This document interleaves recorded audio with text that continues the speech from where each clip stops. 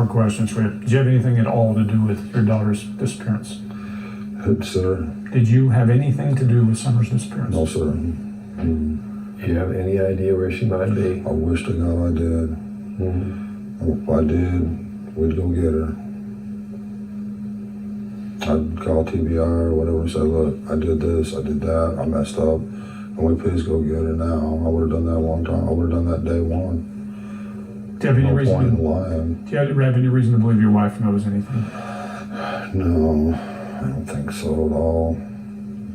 She's too tore up. Do you think she'd tell you if she did? Yeah. If she been in a state where you could ask her that and she may not remember if you were. I've asked her many times, what about this? What about that? What about what? You know, like what about her mother? You know, and then this or that, and what about this person? Her mother's ex lover, some woman. You know, I asked her that the other night, and she's already in an old folks home. You know, no, she loved her daughter. There's no way. There's no way. Yeah. So what do you think happened to her? She was kidnapped. Do you think there's something that you did that caused somebody to behave that way? Well, with criminals, you don't really have to do anything. And I don't, you know, this has been brought up before. You know, maybe I owed some drug debt or something. I'm like, I got money in the bank. I don't need, you know, no. Who would think you have a drug debt? I have no idea. Well, this is what TBI asked me. Sure. They're going to look at every single. Right. Yeah. So you're in And the at that time, I had $3,000 in the bank. Why would I? Yeah. So you think somebody got her? For sure. How would they do it, do you think? It'd be easy enough to sneak up that dog trail and stay hidden in the tree line. You wouldn't hardly be able to notice anybody there, especially if they had camo on. You wouldn't even see them. And they just have to wait for the right second for someone to step out that door or go into the basement or whatever. Our neighbors, you know, at that time heard a scream, and she thought it was a really weird scream, like somebody had her mouth covered the whole time, and she was trying to catch a breath, kind of a scream. She could scream loud. How close was that neighbor? Well, from the bottom, from Ben Hill Road down there at the bottom, their driveway is directly across from ours almost, and it just goes straight up to their hill, and we live on this hill. So you don't think Candace would have heard that? No, because I can pull up in our driveway and honk the horn, and they can't even hear that. If the TV's calling inside and everything like that. So Candace is inside the house searching, looking, going through the basement and everything else. So where's Summer? And I mean, when for the scream, so the muffled scream, she wouldn't be able to hear it from the front yard, but they could hear it. Well, if she was outside, yes, but if she was inside, no. Was she outside or inside? Well, we don't know for sure. She was looking all through the house, or where. I'd say she's probably inside. But when the scream happened, do you think? Probably. Because if she would have been outside, she probably would have heard it. Yeah. Is there anything about Candace's story that makes you question the story? No, not the way it played out and everything like that. I mean, yeah, you always have questions, and I ask myself, and with the way that it happened and her emotions and her state of mind. What were the questions that you had? I mean, I don't really have any.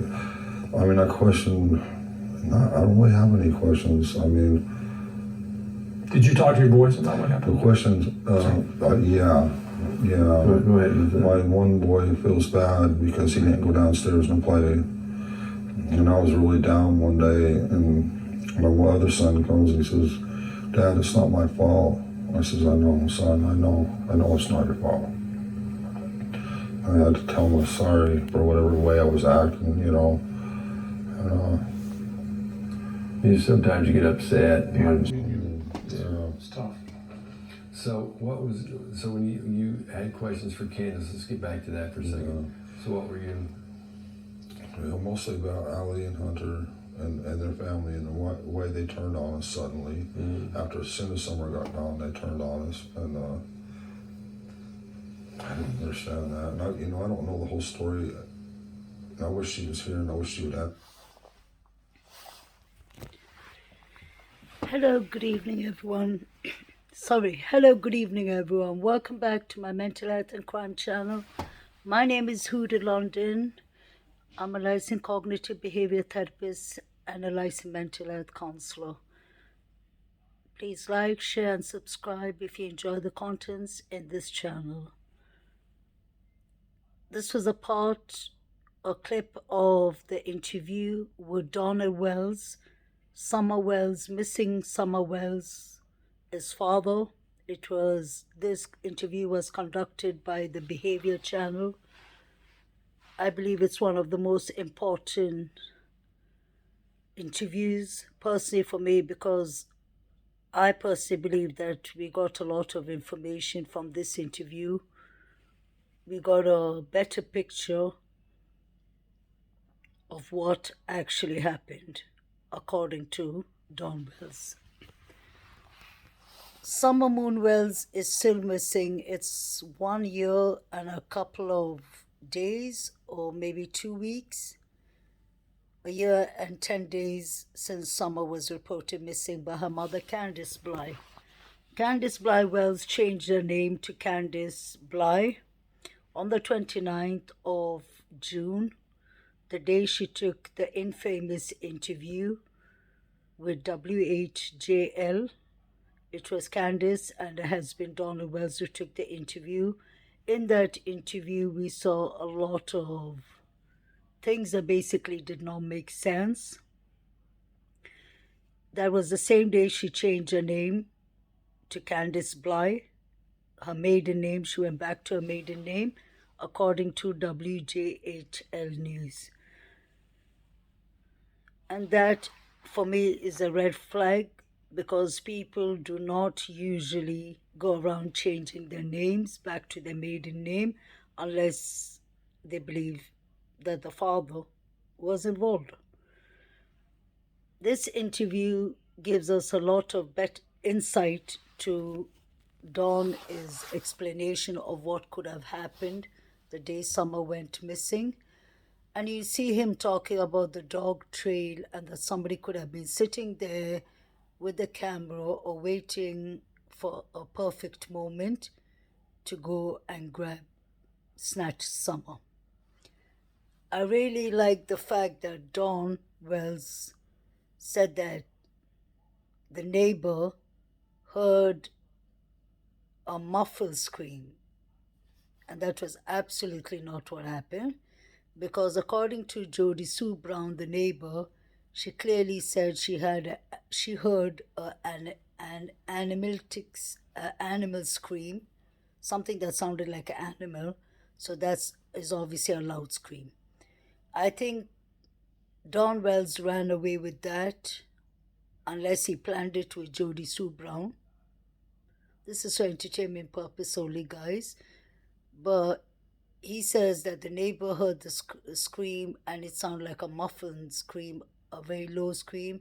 And he said he believes that somebody came from behind with the handkerchief, put it on Summer Moon's mouth so that the little girl couldn't scream. He believes they ran down the dog trail, put Summer in a vehicle, lured Summer in a vehicle, and drove off.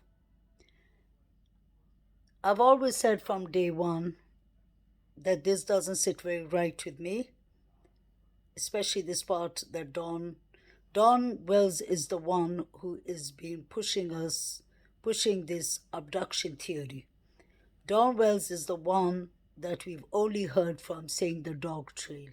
We haven't confirmed that from the TBI or from law enforcement. Obviously, they haven't told us much, and I do understand they want to keep the case close to the vest so that the case doesn't get tampered with. Jody Sue Brown and Donald Wells are the only two people who talk about that scream. We haven't even heard Candice Bly mentioning that. For me, I personally believe that Donald Wells is the one who maybe made the trace in the dog trail so that it would look like an abduction. You can hear Don Wells clearly saying that the TBI asked him if he had any drug debts. I do understand that is part of procedure that they have to ask such questions, but I personally believe that TBI asked him that question because he is a known criminal to them. I'm sure that they're aware that Don is into drugs and bench drinking and such things. Maybe TBI, the Tennessee Bureau of Investigation, thought that Don sold Summer because the Tennessee Bureau of Investigation works with many different sectors, and one of them is human trafficking. Don mentions that he asked Candice if her mother, Candy Herrera, his girlfriend or ex-girlfriend, could have done it. So for me, it shows that, for me, the way I see it, there's many people who could be possibly involved. To be honest, these people were involved in drugs, drinking, almost every day, according to Allison. Candice would say, let's get drunk at 5:30 every day. It's very strange that Summer was reported missing at 6:30 because that would have been an hour after Candice started a drinking session, allegedly.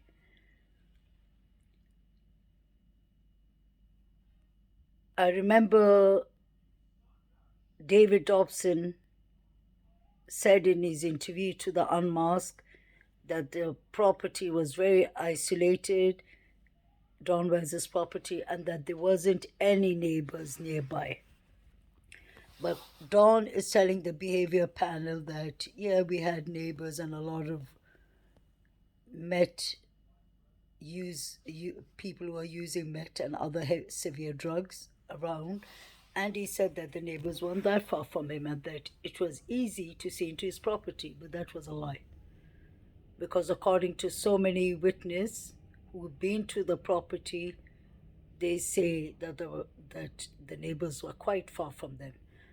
So I really want to know what is the connection with Donald Wells, Candice Wells, the couple. What is the connection with the couple and Jody Sue Brown? I wonder if something happened that Jody Sue Brown is involved with. Because allegedly she and her children were the only people who heard the animal scream. And it's strange that Dawn says that somebody came and put a handkerchief on Summer Moonu Wells' mouth and ran with her down the dog trail. It seems like he is explaining something that he has done. Even when I try to follow his behavior, you can clearly see that he's not telling the truth. His eyes, the way they are fidgeting and going quickly from side to side, there are times that I can see clearly that he is telling the truth, like questions like when he was asked at the start and when he was talking about his criminal life and how he grew up. A lot of it I could see that his behavior and his cognitive side was completely on point. But when he's talking about the dog trail, I've always said that, and I've seen a couple of people have written it in the comments, and it's good that many people are paying attention to that. I agree with them. The dog trail has never sat well with me. That looks like the part of the abduction theory. I've never trusted Allison, Jody Sue, Hunter either. And I don't understand why Grandis hasn't come up yet and spoke about exactly what happened. I do not believe that this is abduction. I do not believe that this is abduction. Sorry, guys. My teenager son is busy playing PlayStation games there. And it's a bit loud. But going back to this interview, I think I would advise everyone to watch the Behavior Panel's interview with Donna Wells, because there's a lot of nuggets in that interview. Definitely. Guys, another thing that I wanted you all to pay attention to is that Don says that he believes it was 5:30, but he was later on told it was 6:30. He says that in the Behavior Panel's interview. He says that in Voices Behind the Wall, shares interviews. He says that to Molly Golightly and Laura, the interview they conducted with Don and Candice when they were basically wasted and drunk. And even in that interview with Molly Golightly, he says that he believes that Summer could have been sold for sexual purpose. Trigger warning. So I would really love to know what happened exactly at 5:30, why he keeps on insisting it was 5:30 and not 6:30. I do actually believe Don when he says 5:30. I believe something happened at 5:30 that is stuck in his brain, basically in his thoughts. Somebody could make a mistake by saying 5:30 once or twice, but not in every interview. So he wants us to know that something happened at 5:30. Second red flag for me is that Don says that when Candice called him and she was searching for Summer around 5:30, he said that he was very surprised and shocked that Candice's Wi-Fi was working. So that is something unusual for them. Like we've heard before, those areas have very bad internet network. So I wonder why Candice's network was working perfectly fine. The reason I'm wondering is because her husband is wondering. And that has always kept me on alert from day one. And I've gone in and researched and checked each and every interview, believe me, guys. And he said that 5:30 in almost every interview. Almost every interview. So I would really love to know what happened at 5:30. We know that they reported Summer missing at 6:30, but I want to know what happened at 5:30. And I would really love to know where exactly Donna Wells was. He says he was at work and it took him 25 minutes to drive down. I'm starting to wonder if he was in another spot. He could have been near Ben Hill Creek, or he could have been at home, or he could have been somewhere that was 25 minutes away from his property. I don't believe him at all when he says it took him 25 minutes to drive from a place that is 45 minutes without traffic. The reason that I believe that Don is really seriously involved is the dog trail. It looks like a fake statement. It looks like a lie, or it looks like something that was pre-planned. He keeps on, in this interview, you can see him blaming Allison and Hunter. And I wouldn't be surprised if those two are involved too. I know that Hunter has been lying a lot. I'll say it out straight. I'll say it out there, put it out there, that the boy has been lying. You can see his mother telling him clearly to say that he was in the park with his girlfriend. She says the park. She says it twice. That is at 1 hour and 35 minutes to 37 minutes. Please watch that on the Chris McDonough interview. Allison is coaching her son to say the park. So if he wasn't in the park, the question is, where was he? There's a lot of things in the timeline with Hunter that does not make sense at all.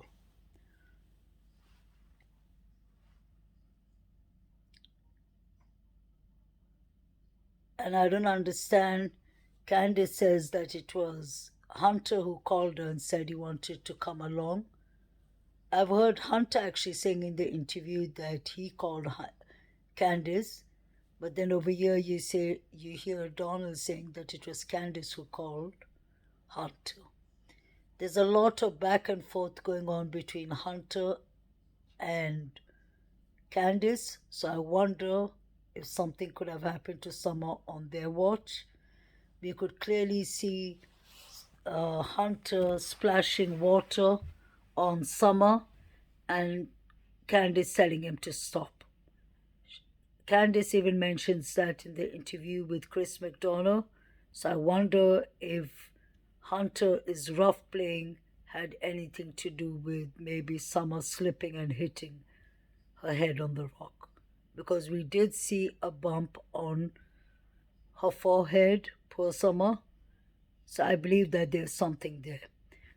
Another thing that has never sat well with me is when Candice tells Chris McDonald when they're near the swimming hole, she says that what's his name?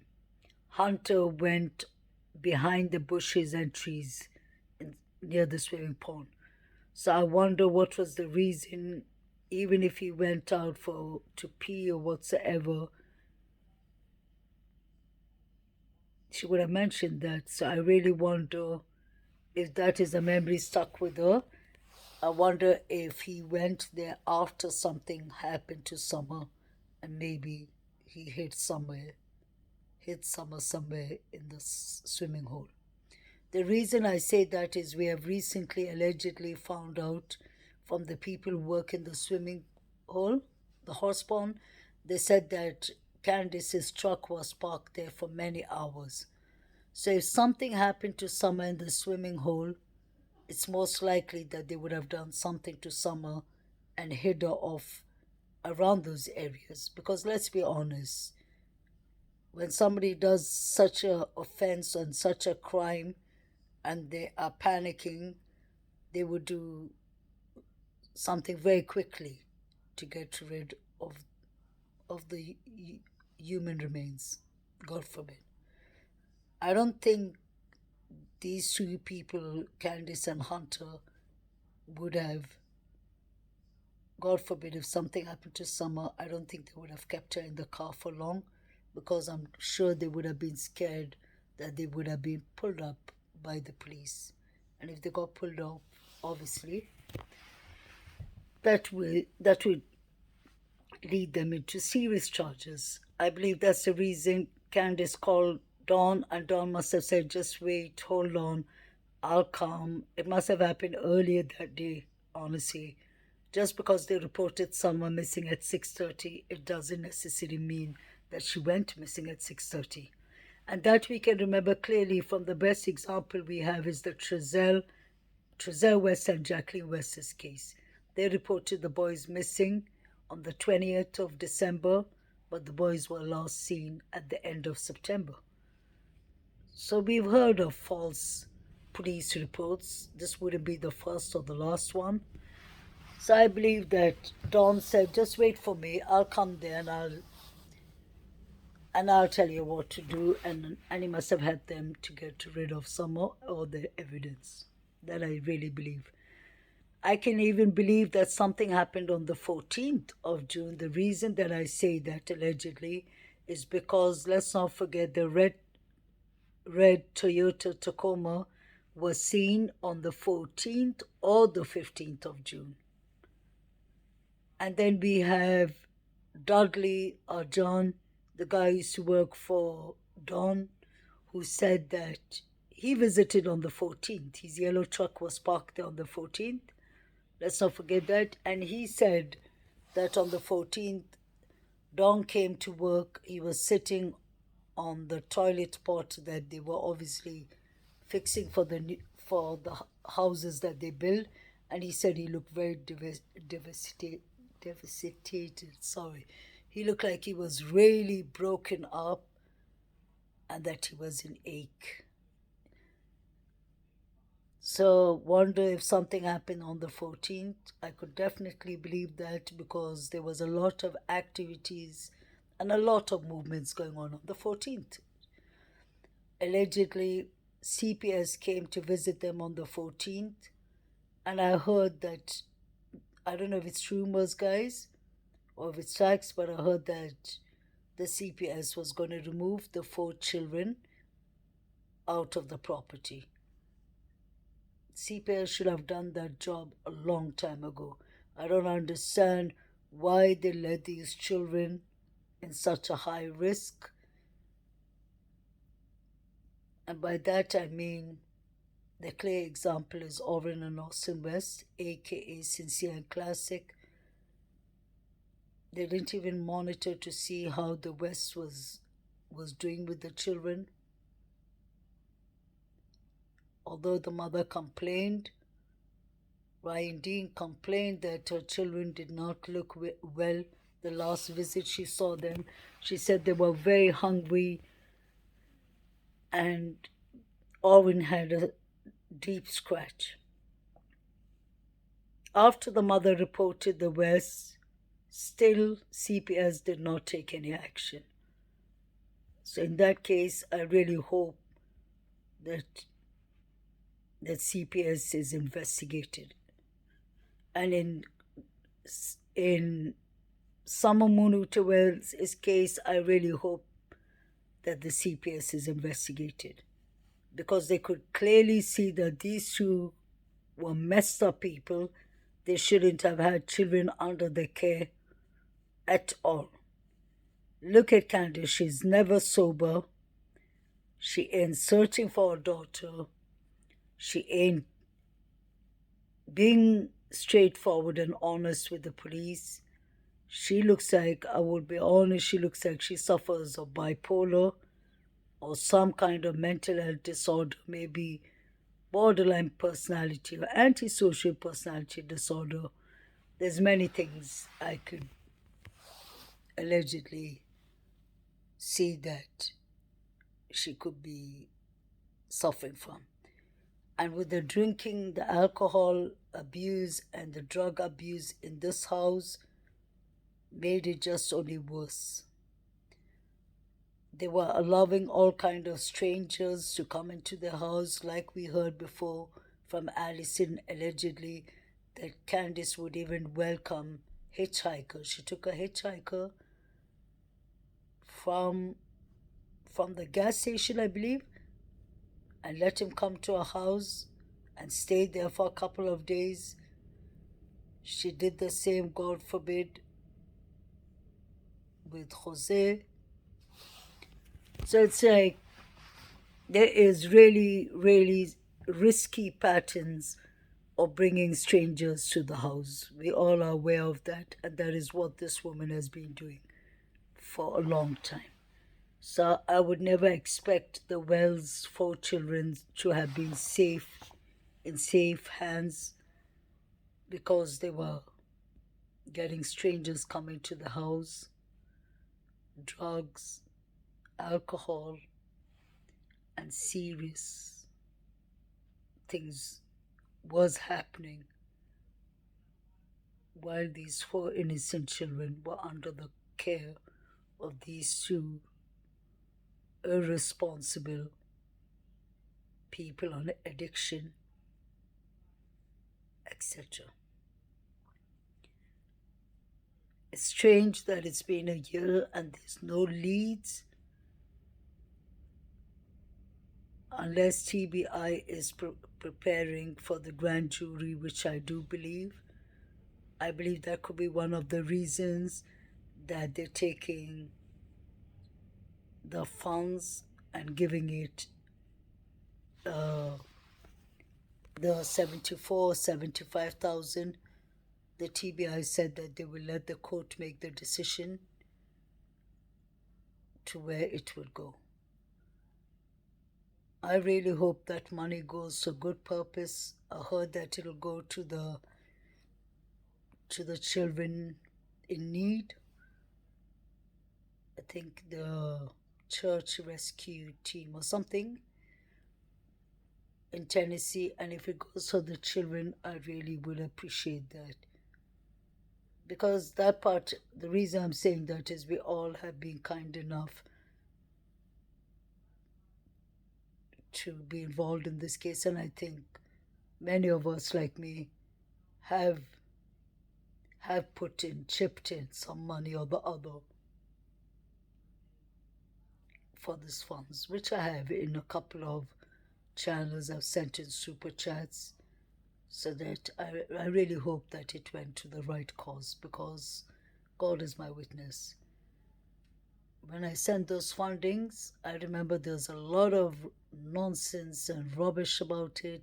People were saying that one of the YouTube creators took the funding for herself and she only delivered half of the money, 40,000 or 44,000, and the rest was missing.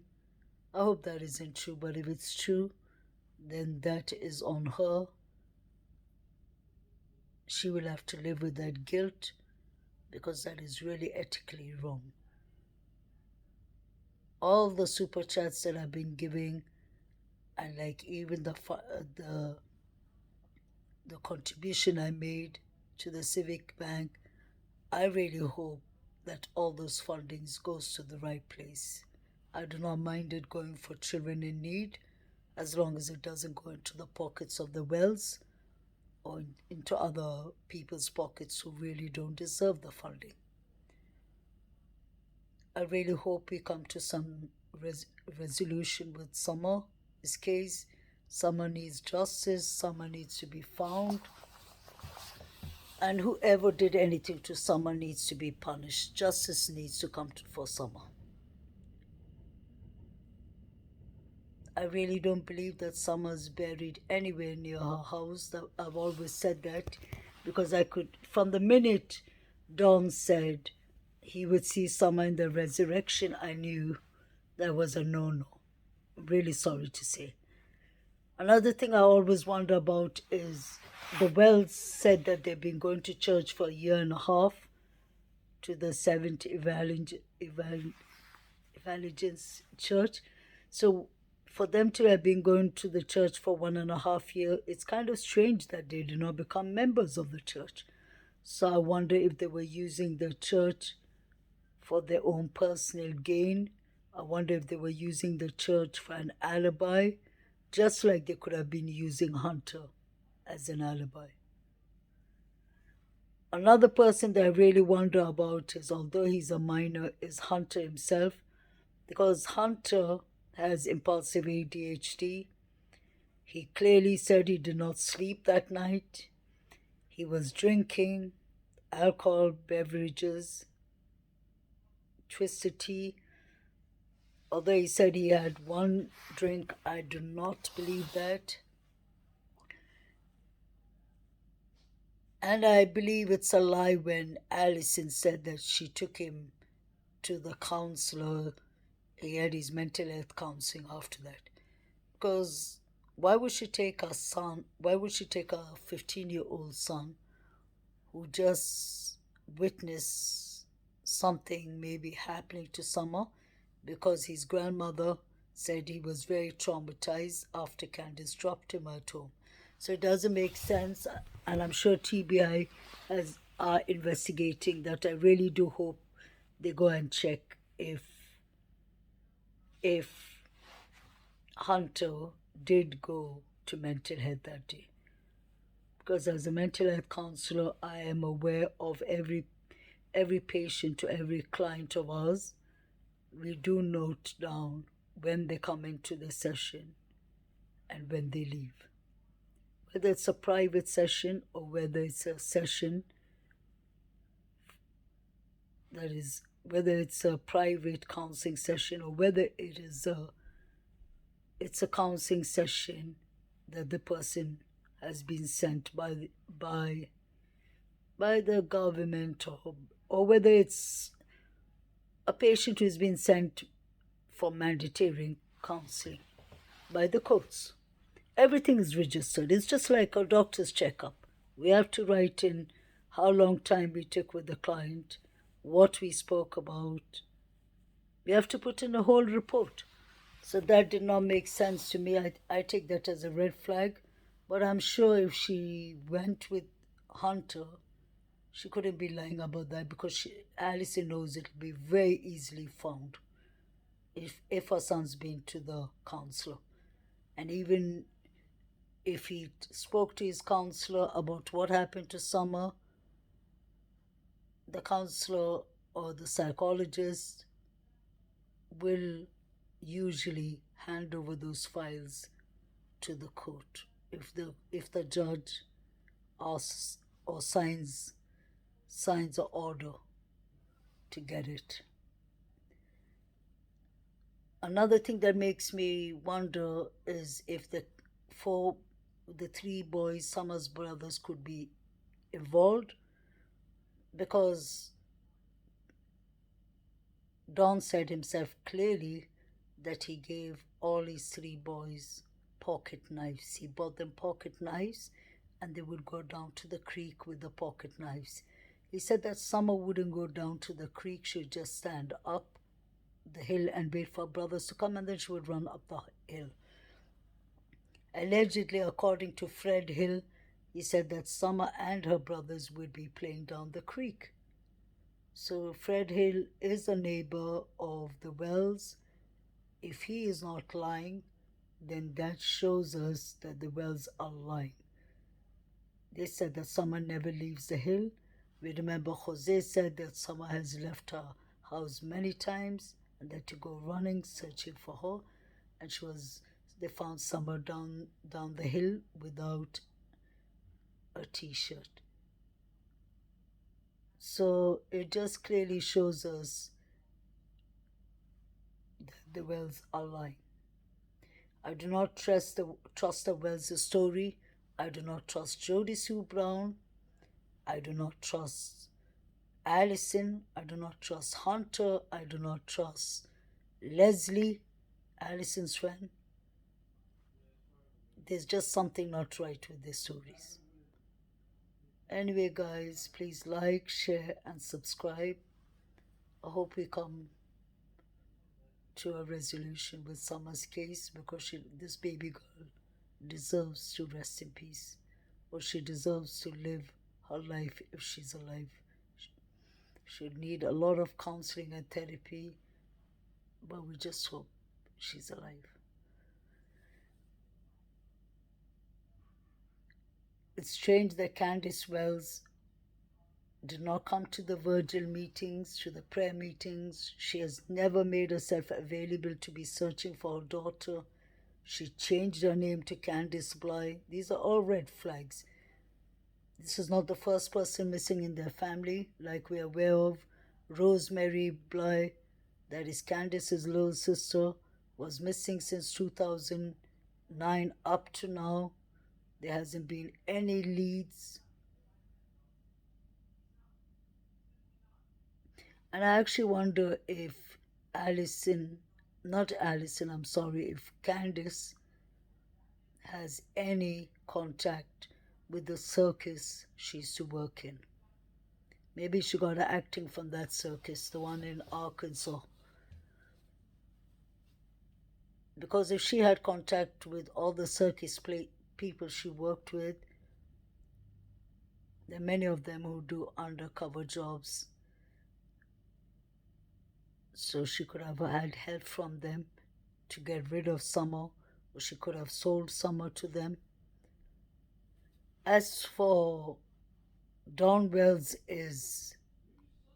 pedophile thoughts, I'm saying it out there, trigger warning. It is just disturbing. If you'll have noticed, I made so many clips, but I hardly talk about that.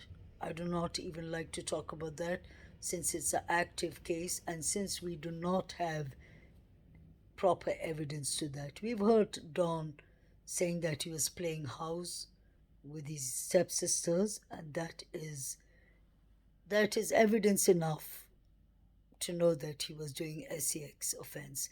I do not like the way he talks about Summer, saying that Summer wanted only me for the first 18 months of her life, and that doesn't make sense, because usually it's a known fact, small children, infants, always need their mother. Mostly. Even animals. Put it that way.